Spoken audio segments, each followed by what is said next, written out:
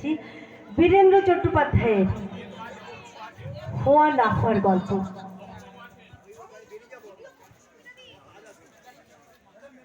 সে চেয়েছিল একটা সত্যিকারের প্রেমের কবিতা লিখতে। তার তো একটাই জীবন।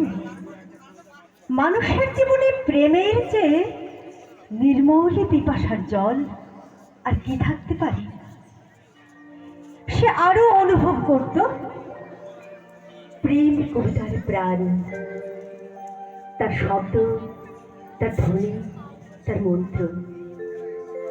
কিন্তু তবু তার কবিতা একটার পর একটা, তার নিজের লেখা কবিতা, কি প্রেম, কি জল, এমনকি পায়ের নিচের শক্ত মাটি পর্যন্ত খুঁজে পেল না।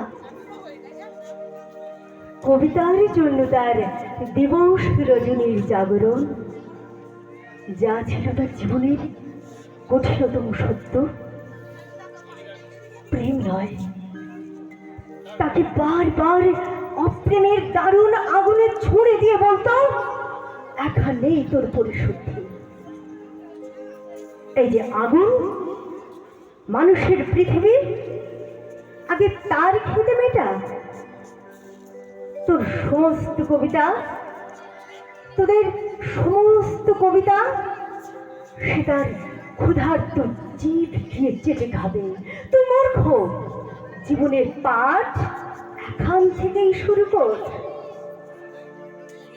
দেখতে দেখতে তার কৈশোর গেল, যৌবন গেল। এখন তার মাথার সব চুল সাদা, হাতের 5 আঙ্গুলে মাখে হাসি। মাঝে মধ্যে রাত দুপুরে ঘুমোতে না পারার যন্ত্রণায় সে চিৎকার করে উঠত, আমি একটি প্রেমের কবিতা লিখতে চাই, মাত্র একটি প্রেমের কবিতা। আর তখনই শোনা যেত তার মাথার ভিতর, তার বুকের মধ্যে সেই কঠিন তিরস্কার, বুড়ো হয়ে গেলি, এখনো স্বপ্ন দেখছিস? দেখ, ভালো করে চেয়ে দেখ। তোর চারদিকে এখন হলুদ হেমন্তের পৃথিবী, কিন্তু তারপর কি দেখছিস? ধান কাটা হয়ে গেছে, চাষিরা ঘুরে ফিরে যাচ্ছে, কিন্তু মাঝখানে ও কে? কারা? দেখতে দেখতে তার পাকা ধানের হলুদে পৃথিবী খুন খারাপি, লাল লাল থেকে আগুন, আবার আগুন, আগুন। তুমি আমাকে সারা জীবন ধরে পুড়িয়েছ, আমি তো শুদ্ধ হলাম না, শুধু পুড়ে গেলাম।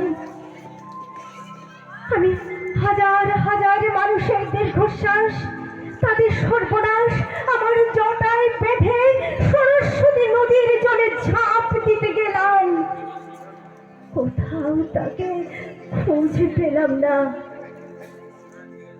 তুমি আমাকে কি জীবন শেখাও আগুন? এই কি মানুষের জীবন?